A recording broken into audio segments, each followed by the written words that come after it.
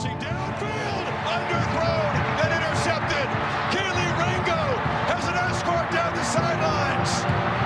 Heartbreak, longing, despair, letdown, choke. These are words Atlanta sports fans are all too used to hearing. Until now. No more negative expectations. No more playing the victim. No more fair weather freeloaders. No more.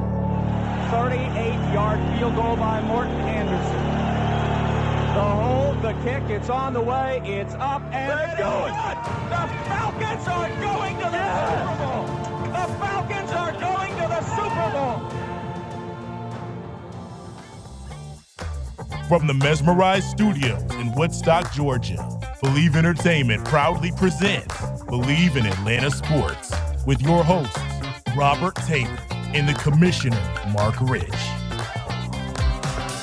Well, hello, Atlanta sports fans. We are back again with another action-packed, fun-filled, exciting roller coaster episode of Believe in Atlanta Sports. I'm your host, Robert Taylor. This is my co-host, the Commissioner, Mark Rich.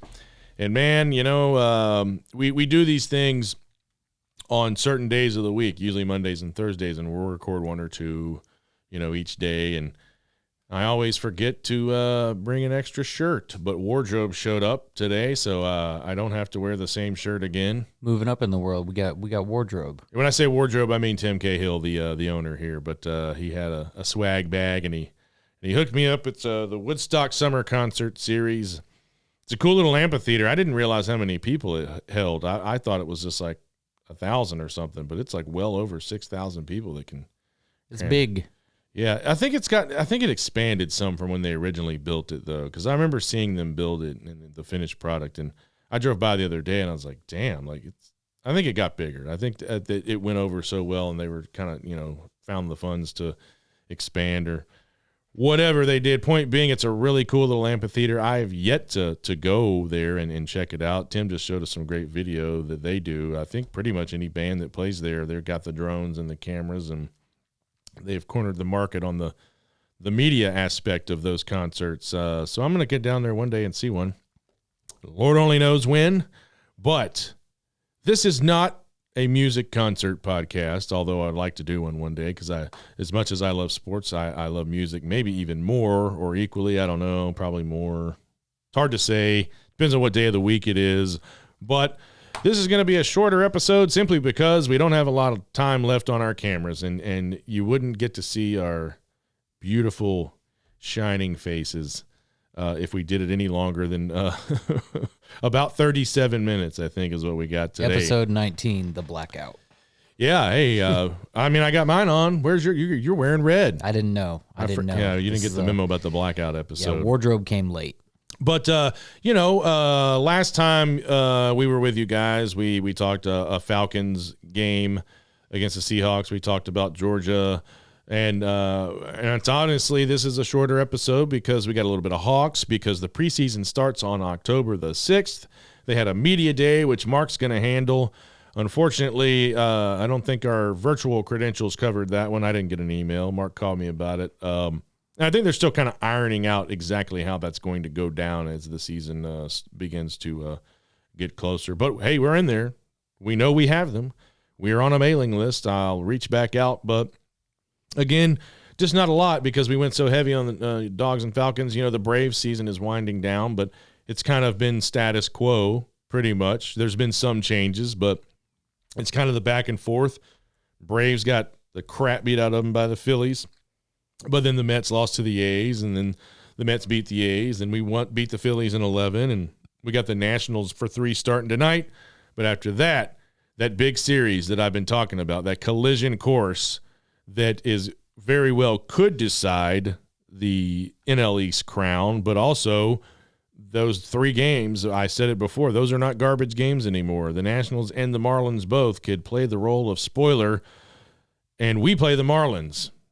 So tonight we're Braves fans, but after this Mets series, We are Nationals fans all the way, and the Nationals took care of them a couple of times. So don't think the Mets can just roll in there, because just as the Braves are dinged up, the Mets are dinged up a little bit too, because, boy, they've been getting beaned all year. I think I talked about this, or maybe we talked about it before we recorded. I haven't listened to some – well, I've listened to some of them, but I haven't listened to full episodes. And if I'm repeating myself, I'm sorry. This just – I go to sleep listening to myself on TV.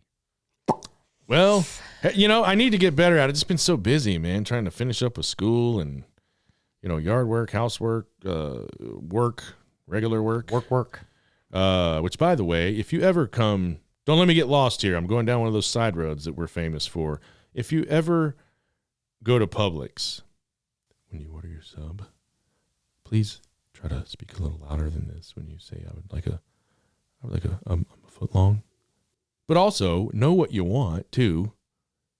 People stand there and look at the sign for three people. It's 3-4 deep, and they get up and they don't know what they want. And I'm going to say this. I can say this now because I'm officially out of the restaurant industry. Who knows if I'll ever be back? I kind of don't want to, but because I'm out, I can say this. If you walk, I don't care if it's a gas station, anywhere, and you beg the question, are you still? Stop right there. Because the answer we want to say is no. Even though we probably are open. But if you have to ask that question, that's where your politeness and your manners kick in, and you go, maybe I shouldn't.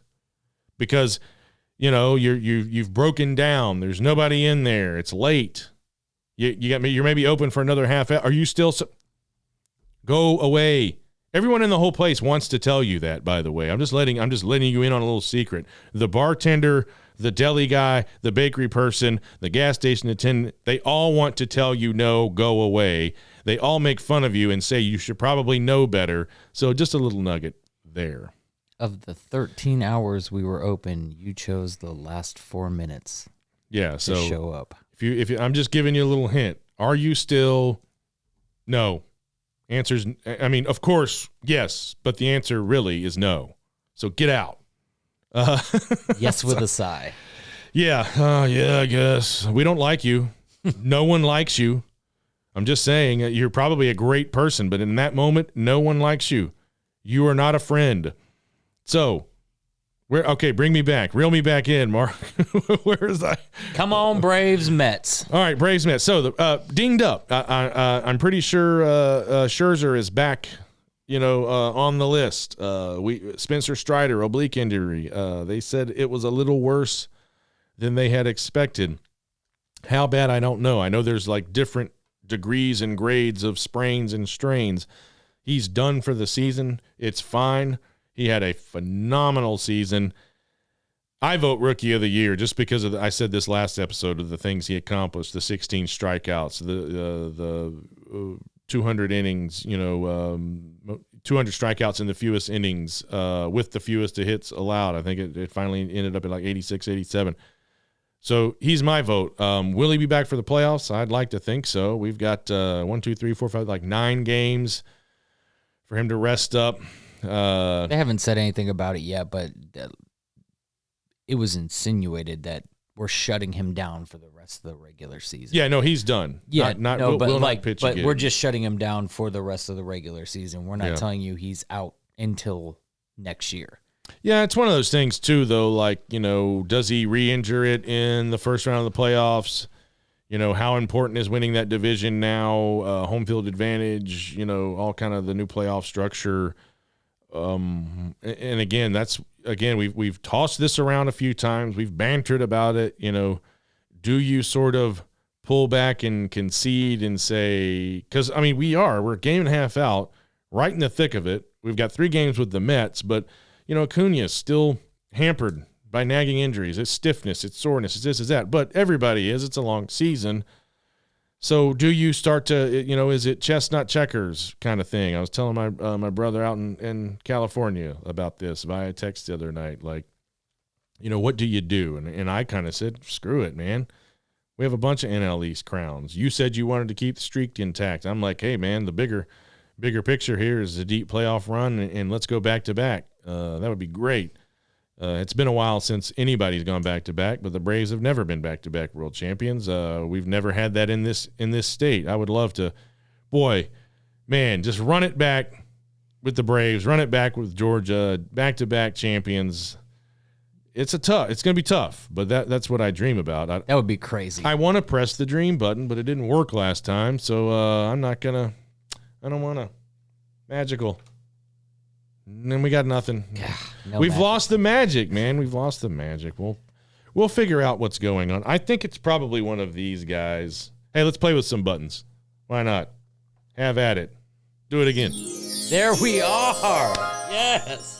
Hey, we're learning here. Tim was just in here explaining more about what's happening behind the scenes, and people teaching people. Look at that. We got the magic back now. Oh my God. I want to press more buttons. So, Strider's down with the oblique thing. How much is that going to hinder him? And honestly, I should know this. Shame on me. Is it left or is it right? That's kind of a thing too. If it's right, boy, that's a lot more. If it's left, who knows? Mark can probably look that up because I have something to talk about that's pretty dang awesome. We've been saying it was probably going to happen. It did happen over the weekend. Kyle Wright became the Braves' first 20-game winner since 2003. That was Russ Ortiz. We already brought that up, so you know that if you've been listening. If you haven't, now you know. It is he's the first 20-game winner of the 2022 season. Could be the only one. Urias out in L.A., I think, is behind him with 17 wins. I don't know if he's got that, with the rotation. Will he get that? So he could be the only 20-game winner in baseball. I would have to think that's a pretty strong case for Cy Young, to win the damn thing. Another cool thing is Snit walked out there and got the old pat on the back, and he asked him would he sign his autograph or sign his autograph. I mean, you do sign your autograph, but he was saying would he sign the lineup card because that is Snitker's first 20-game winner he's ever managed under his helm. And he wants to frame it and put it up on the wall, and he said he was going to get it authenticated and everything. So that's pretty awesome. Good for Snit. Left oblique. Hey, so not too bad. He's not, not this one.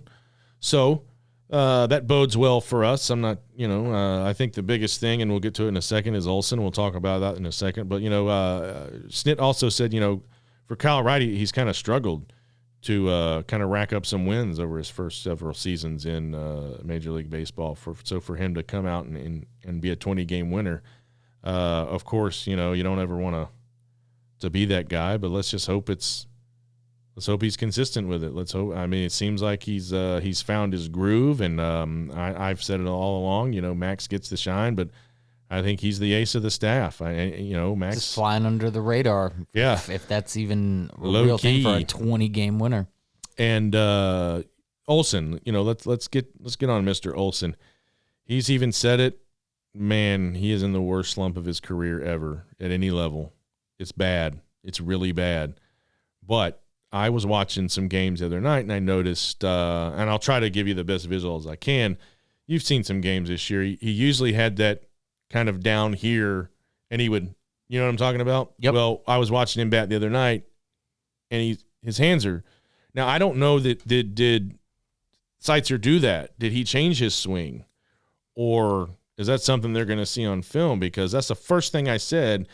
Because, again, just with schedules and everything, there are times where I go a few nights and I don't get to look at the Braves. But I got to watch some games. And the first thing, when he stepped up to the plate, I said his hands are different. His hands placement is way off from where it used to be. So is that a thing? Or is he tinkering with his swing to try to get, better the ball, a better bat on the ball? I saw the toe tap. Now they look at it from all angles, and I'm not a hitting coach, but something's going on. Does he have a hole in his swing? He just said he's not making good contact, and he's missing pitches that he should be hitting and making contact with. And as it's prolonged, it's probably causing him a bunch of anxiety and stress at the plate, and it probably is taking him out of his comfort zone because he's in this slump, and that causes you to try to switch things up a little bit yourself to try to overcompensate and try to get back off the schneid. Well, again, I mean, he's hit a lot of doubles this year. a ton of doubles. Man, Austin Riley, he's up there with some crazy rarefied air with the Braves with the doubles and the home runs and the average but I wondered too, and somebody of course argued with me, but because they said now Austin has the bigger contract, he has the bigger expectations because he's at third, and but whatever, maybe it's just not affecting him the way that it's affecting, or if it's affecting Olsen. I said maybe he's chasing a ghost. He just replaced the greatest first baseman in Atlanta Braves history ever. Sid Bream, he's not the greatest, but he's, Sid slid. He was part of those 90s, that 90s run. You talk about first baseman, you got to talk about Bob. Bob played a little first base, played a little third base also for the Braves. But, there's the crime dog. But I think Freddie Freeman absolutely supplanted the crime dog. And then we've had some other ones. There was a Klesko over there. We had a Nasaski and, what was his name? Roach. We had so we've had a lot of guys, but hands down, I guess you could argue if you want to. Freddie Freeman, greatest Braves first baseman ever of all time. There was all that drama surrounding it. Now Olsen comes in. He's at home playing in front of the friends and family. They just won the World Series. He's got a big contract. That happens, man. Guys get in their own heads, and like Bryce Harper signed that big deal, and he struggled at the plate. These guys, they like, oh my God, they don't realize, I guess, maybe they do, but they get all this money, and then they like, well, now I really got to put up some numbers. It happened to Giancarlo Stanton. Got the big contract, kind of stunk it up at the plate. So, is that happening? People will say, well, Olsen's a professional. Well, I get it, but how many times has it happened in baseball or anywhere? They get that big contract and they get the jitters, the shanks, the heebie-jeebies, whatever you want to call it. The fact of the matter is it's a bad slump. And, of course, the rookies, but how long can you ride the backs of the rookies? They're not used to playing this much baseball. That's the thing about Strider. Like, it's probably the most pitches he's thrown in his career, the most innings, he was. And then Vaughn Grissom playing a lot of baseball, still doing well. Michael Harris playing a lot, but they're about to get into the postseason, of which they have zero experience. Are they going to I'm not going to use the C word, but are they going to struggle? Are they going to try to, hey, are they going to feel the pressure of, man, we got to do more now. We're in the playoffs now. This is different. There's a World Series on the line. I don't feel like more than usual. This team doesn't feel that way. Like hopefully everybody is healthy. We can get Strider back, and Olsen can. I mean, even it's just he's really bad right now. So even if we can get him like 50% better than what we have right now, it would be significant going into the playoffs. But I don't think the young guys don't really show any signs of running out of steam or hating it. I saw Snit moved Olsen into the 5-hole, and he got a couple hits in a game. I haven't actually seen the lineup cards to know like if he's kept him there or moved him around, so I can't really speak on that. But that one thing, just move him into a lower leverage situation as far as where he is in the lineup. I don't know. But we know he's a good baseball player. We know he can hit, and things like this happen. You just said some like real primetime names that have gone through this, and while it was disappointing to watch, nobody thought they stopped being good baseball players. You know what I mean? Yeah. You knew that they were just going to have to work through whatever the hell it was that they had going on, and nobody knows. We don't know Matt Olsen personally. We don't know what's going on in his life. But either way, like he's thinking it up right now, and we all know that he's better than what he's putting out there, and we are hoping that come playoff time that gets swapped around. Maybe that ignites it. Maybe who knows? But I don't feel like the rest of the team, like even this, like maybe it's these rose-colored glasses again, but I'm not feeling any worry.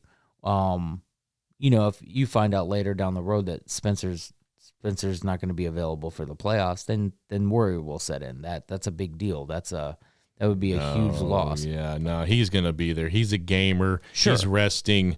I guarantee he might be one of those guys that's like, tape it up, do something. I got to, and again, it's left side.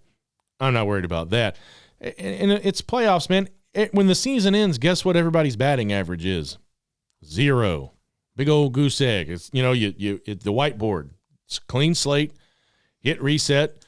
Let's go, guys. Matt Olson could tear through the playoffs. And you hear it all the time from announcers.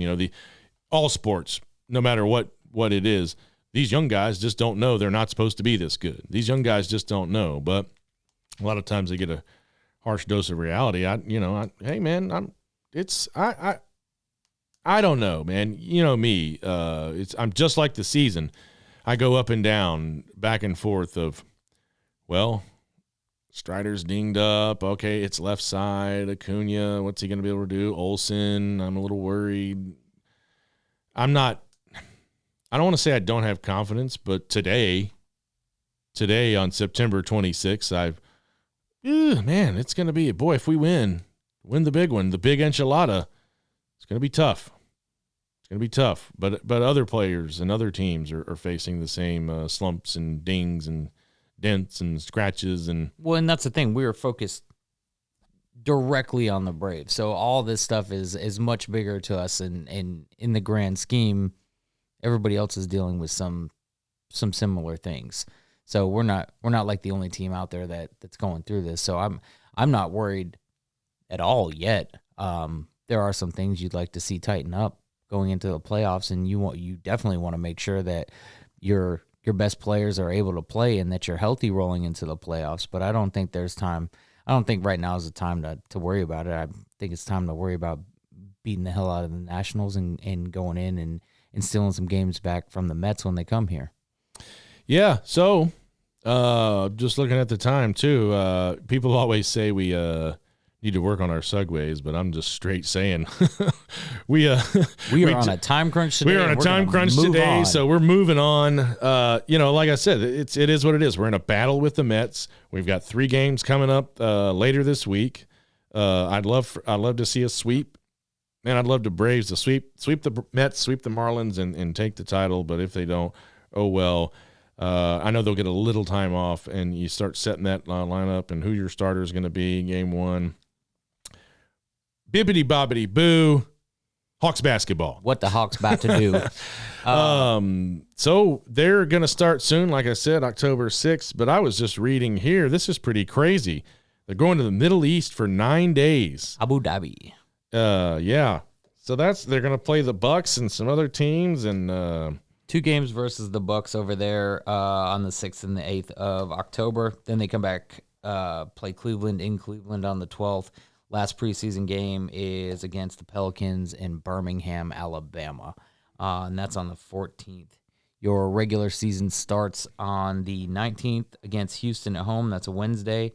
Then the game I'm very excited about is the Orlando game on the 21st at 7:30, and then that Sunday versus Charlotte, 5 o'clock game. I am going to try to go to all of them. Now, they're the Hornets again, right? Or are they still the Bobcats? No, they're the Hornets. Okay. They were the Bobcats, Hornets, whatever. What's Zion going to do this year? Is he still fat? Man, he's big. I don't know if he's fat. I just know I want to see him on the court. I'd love to see him play basketball. If he's not good for the Hawks.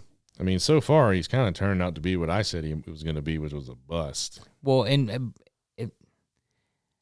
the injury bug, man, it's such a brutal thing, and it appears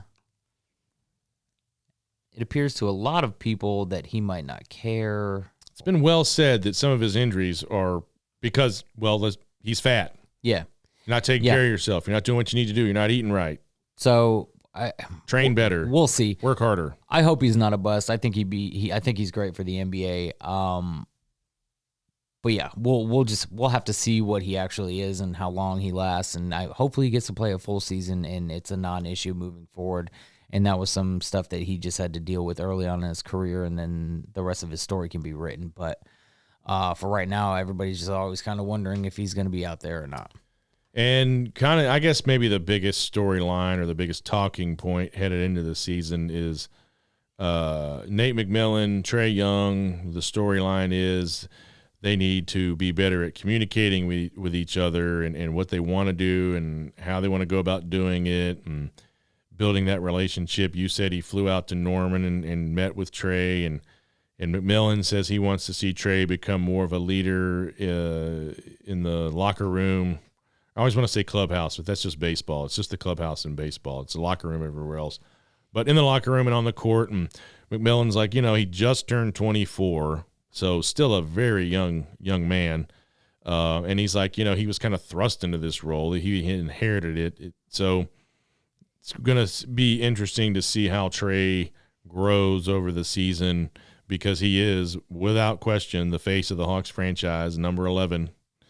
Oh, yeah. Well, in the media has a big part to play in this, too, because they take the fact that Nate McMillan has a thing with younger players, and he doesn't like to play them. There's a development thing for him. He came out at media days and he said that we're going to see more of Jalen Johnson. But when it comes to Trae Young, the media might be blowing that a little bit out of proportion. So that he decided that he was going to go out there and talk to Trae and work with Trae one-on-one to make sure that that's not a real thing. Trae's already been out in the public. He's been interviewed. He said that people are blowing it out of proportion, and then that they're getting on the same page. Nate has things he wants to do and a way he wants to do it. Trae has a skill set and the ability to do certain things. They just need to mesh. And, if Nate's going to hold Trae accountable for being a leader, Trae has to work with Nate to find out exactly what that means to him and what he needs to do. So it truly is about getting on the same page. And then you got moving parts.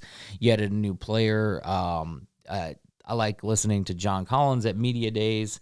He was just talking about, people were asking him about his foot and his finger, and he said, they're good. Finger's going to be obnoxious to look at, but it's fine. Talking about how he's been working on his ball handling and being able to create a shot and get to his spots better, which is a huge thing. That's probably the biggest knock that most, myself included, but most people would say is that once he got the ball, he seemed to fumble over himself trying to put the ball on the floor and create his own shot in the post. The post game never really materialized.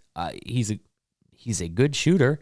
He's got a good mid-range game, and he's stretched it out to the 3-point line as well. But when you're a man of that size and you have the ability to take advantage of that, that's something that you can't be a liability when you put the ball on the ground. Controlling the ball there for him is a big deal. And he also asked him about Murray, and he said, asked him specifically about the pick and roll game with Murray, and he said it might, to paraphrase, it might be a little clunky at first. It might be, playing against NBA caliber players together in a real NBA season. It might take a second for them to figure out their spacing on the floor and figure out how they work well together. He said, but sky's the limit here. So, man, I'm excited. I'm very excited. Collins, I met him when he just came to Atlanta. He had just been drafted. I had some really great seats at a Braves game, and I didn't even know who he was sitting right near him. And then they called him out over the PA. He stood up, hey, Falcons, Hawks draft pick, John Collins, and just watching him, just shook his hand, hey, cool, nice to meet you, whatever. But he didn't look comfortable with his height.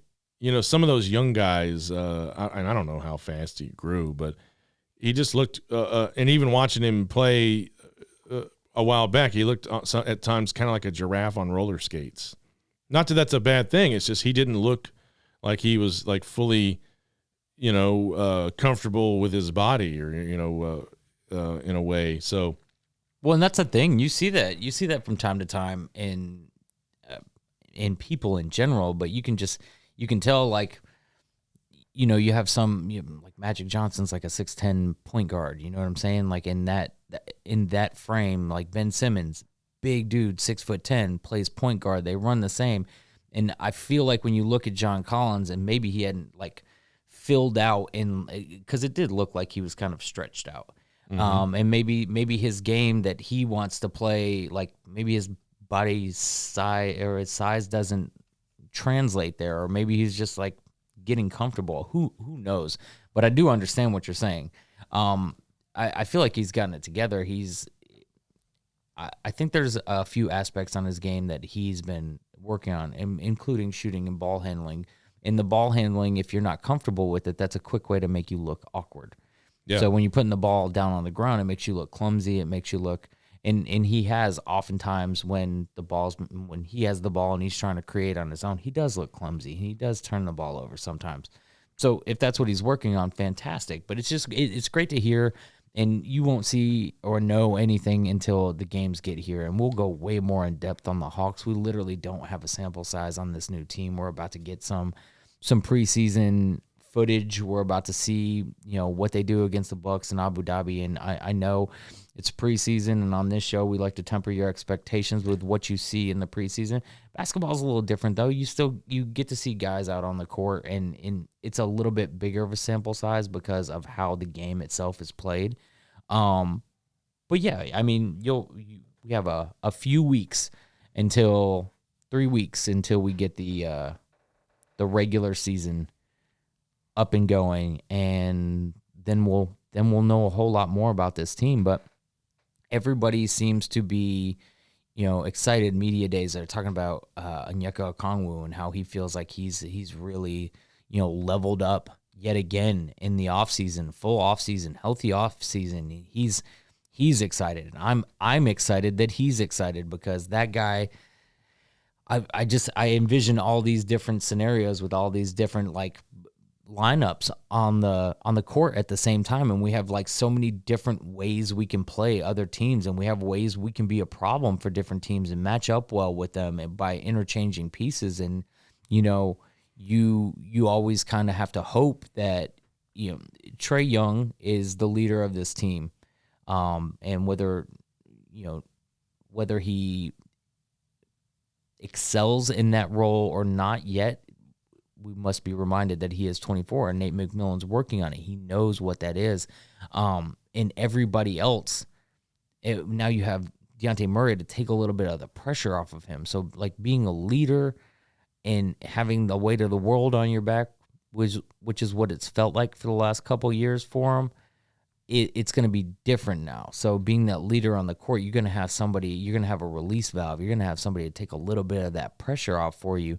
So I'm hoping that he's able to step up in that respect, and that if this team gels and has fun and plays and stays healthy, man, they are dangerous.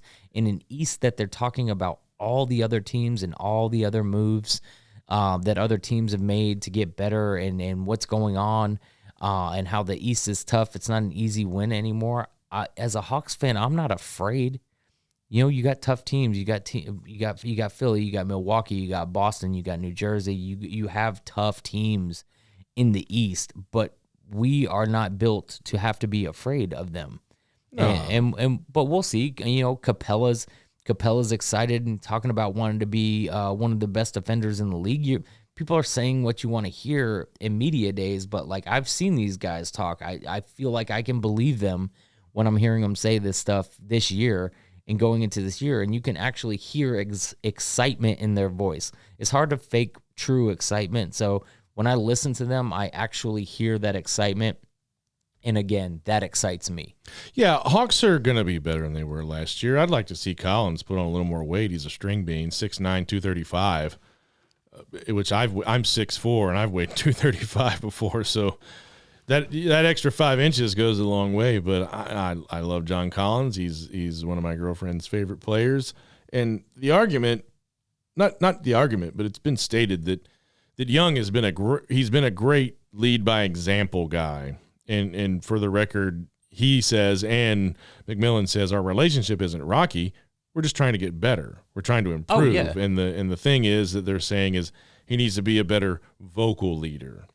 And that's tough, man, for people that aren't like I experience it in kitchens all the time. I said, man, you got to speak up. Some people just have a hard time, screaming out and calling out and just being that vocal person. Trey Young, again, don't know him. Looks kind of like a shy guy though. He's a soft-spoken dude, and you don't hear a lot of yelling coming out of him. But again, and that's the thing. Like the media would love. It's a lot more fun for them to talk about there being a rift between Trey and Nate McMillan than talk about how two grown men are trying to figure out how to work better with each other to better the franchise. Reporters can be skeezy sometimes. There's definitely plenty of pretty much everybody that works at Fansided will come up with some bullshit. It's not even like they'll just prefabricate and over dramatize some stuff. Golly, I could go on for forever about that, but we're watching our little ticker. We're watching our cameras. We're watching you just to make sure we don't run out of time. But, I think we pretty much got it covered. I'm excited for the Hawks. I can't wait to get down to some games. I can't wait to see how this virtual coverage is going to go. Dude, we missed one thing in the last show. Just real quick, we can't let this guy go without talking about him. Brock Bowers, if you're out there listening. For Heisman. Yeah. 22. You're phenomenal. You can score in any which way, shape, or form possible. I'm waiting for you to throw a touchdown this year.